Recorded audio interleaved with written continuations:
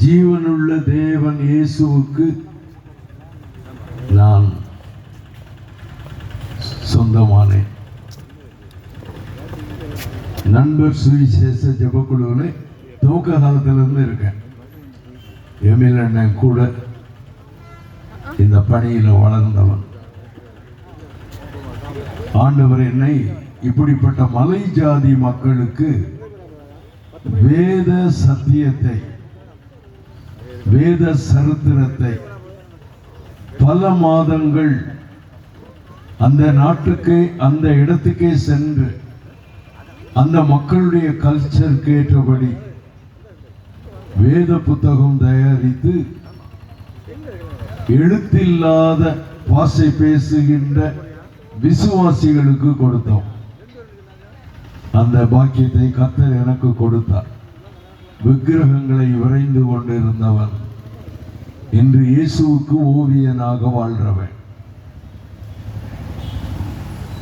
அங்கதான் இந்த ராம்ஜி மகாலே என்ற வார்லி மனிதர் ரட்சிக்கப்பட்டு தங்கள் மக்களுக்கே சத்தியத்தை சொல்ல வந்தார். அவருக்கு நல்ல பயிற்சி கொடுத்தாங்க.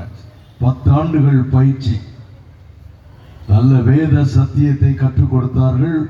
வசனங்களை அந்த மொழியிலே எழுத முடியாது, மனப்பாடம் செய்ய வைத்தார்கள். அந்த மொழியில கருத்து வசனத்தின் கருத்தை மட்டும் சொல்லிவிடுவாங்க, அதை மனப்பாடம் செய்திடுவாங்க. அவரும் ஊழியக்காரனாக இருந்தார். ஆயிரக்கணக்கான மக்கள், வார்லி மக்கள் ரட்சிக்கப்பட்டாங்க. அப்போதுதான் ஒரு கும்பல் அவரை தலையை நொறுக்கிட்டாங்கய்யா. அந்த இடத்துக்கு நான் போய் விசாரித்தேன். அவங்க சொல்றாங்க, கோடரியினால தலை நொறுங்கி கிடக்குது. அந்த டெட் பாடிய கோடரியினால இப்படி பிளந்தாங்களாம். அப்படிப்பட்ட ஒரு வெறி மகாராஷ்டிராவில் இருக்கு. உடம்பையே 2 பிளந்திருக்காங்க. நம்ம மிஷினரி ஒரு 13 கிலோமீட்டர் தூரத்தில் போலீஸ் ஸ்டேஷன் இருக்கு. அங்க வாகன வசதி கிடையாது, ரோடு கிடையாது.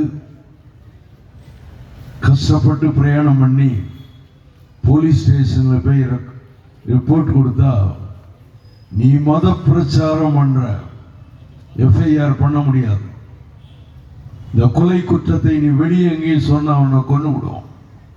போலீசார் ஊழியரை பயமுறுத்துகிறார். அடக்க ஆராதனையில் வார்லி மக்கள் 300 பேர் பங்கு பெற்றார்கள். 300 பேரும் நாங்கள் இனி இயேசுவை எங்க மக்களுக்கு சொல்லுவோம் என்று அர்ப்பணித்தார்கள்.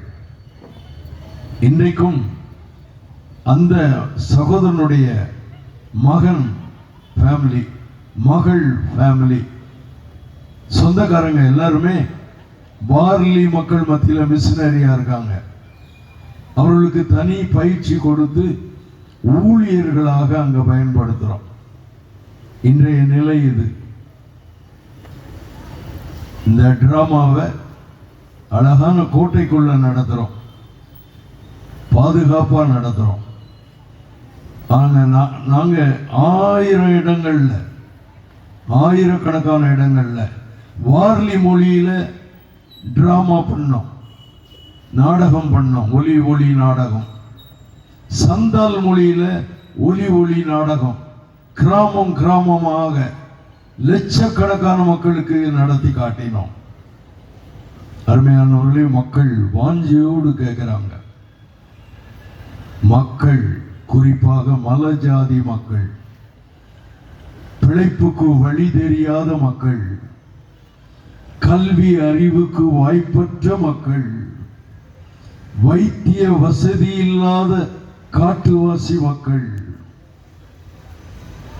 கடவுள் உன்னை நேசிக்கிறார் அவன் மொழியில சொல்லும் போது அவன் இதயம் துடிக்குதையா, அவன் இதயம் துள்ளுது.